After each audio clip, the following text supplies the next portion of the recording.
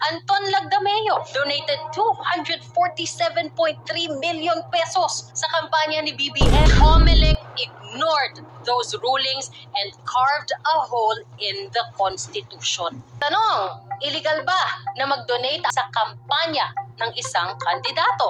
It's actually a violation sa omnibus election code. So, may mga prohibited donations. Anton Lagdameo donated 247.3 million pesos sa kampanya ni BBM kung sa mga contractors lang. Rodolfo Hilot Jr. donated 20 million pesos sa presidential campaign ni BBM and bagged 3.22 billion pesos worth of flood control projects. Mr. Jonathan Tirante donated 1 million pesos to BBM's presidential campaign. His company bagged 76 flood control projects worth 6.77 billion pesos among many others. So what? We'll just ignore all of that.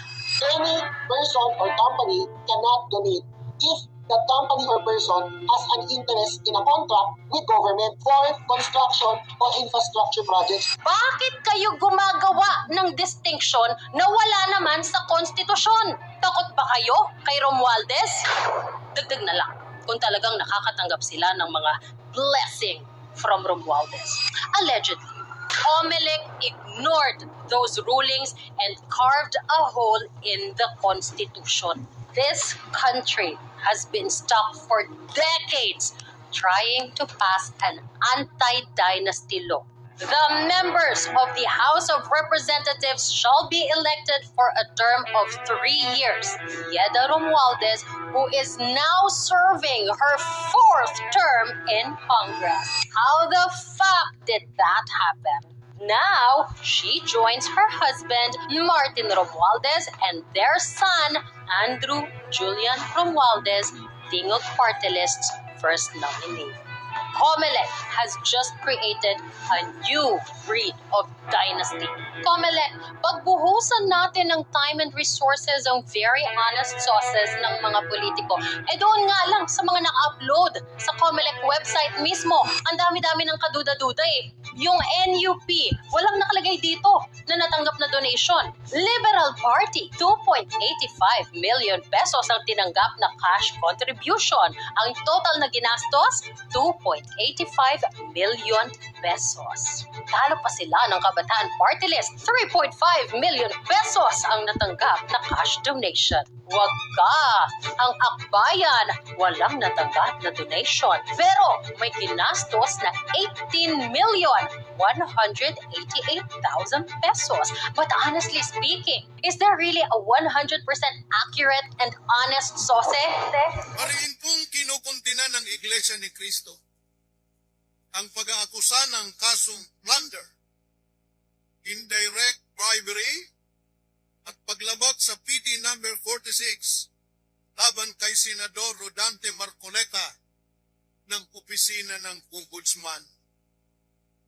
Sinuring mabuti ng aming legal team ang mga nasabing kaso laban kay Senador Marcoleta at napatunayan namin ang mga sumusunod. Gusto nyo bang malaman?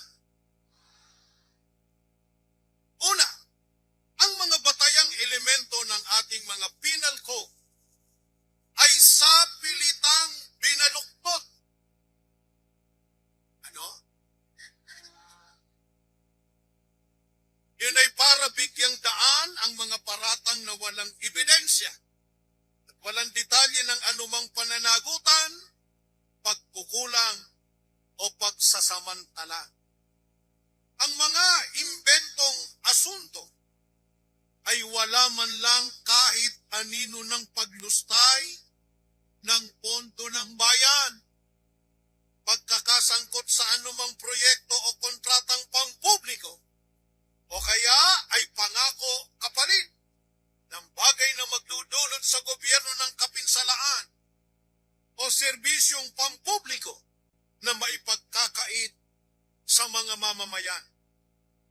Ang mga paratang sa mga nasabing asunto ng ombudsman ay tuwirang taliwas sa naging hatol ng Commission on Elections sa mga donasyon na tinanggap ni Senador Marcoleta, na kung saan siya ay pinatunayan na walang nilabag na batas sa pagtanggap niya ng nasabing tulong pinansyal na galing sa mga pribadong individual. At ang pinakamalabo, ano raw? Sa mga nabanggit na asunto ay kung papaano pilit na iniuugnay ng ombudsman ang pribadong pondo sa paratang nakatiwalian at wala namang naipakita kahit anong bagay, aksyon o pangako na umuugnay sa opisina ni Senador Marcoleta. Isa lamang ang tunay at malinaw na dahilan ng pagsasampa ng demanda ng ombudsman laban kay Senador Marcoleta. Ito ay upang pigilan siya sa patuloy niyang pag-iimbestiga upang matuklasan ang mga dapat managon sa paglimas sa kabangyaman ng bansa sa katiwaliang tinatawag na flood control scandal. Parapat lamang na suportahan namin si Senador Marcoleta sapagkat ang isinusulong niya ay yun ang panawagan ng Iglesia para sa transparency, ano po yun? Accountability at justice. Justisya.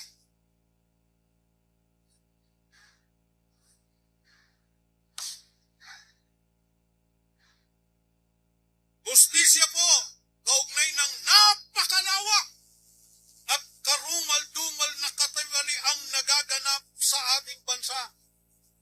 Ang taong bayan ay patuloy na naghihintay sa paglalapat ng kaukulang parusa sa mga walang budhi na nagsagawa nito upang makamit nila ang pangkalahatang katarungan.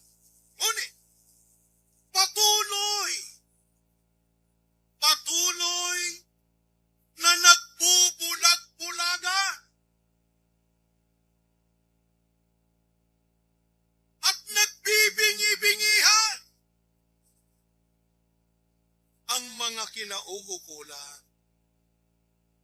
Ngayon, ang ombudsman, raw, na dapat sana ay magtrabaho para sa kaparehong layunin, ay gumagawa ng hakbang para pigilan at ng tuluyang pagtakpan ang pinakamalaki at pinakamalaki at pinakagarapal na pandarambong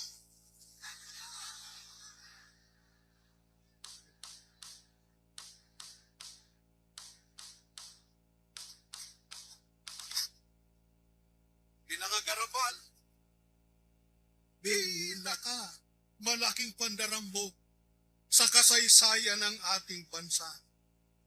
Ninakawan na ang taong bayan. Pinagkaitan pa sila ng hustisya na tanging inaasahan nila upang maiganti ang sinapit nilang pagdurusa sa kamay mismo ng mga tao na kanilang inihalal para sila ay paglingkuran. Kaya ang ating sigaw, Don't bend the law.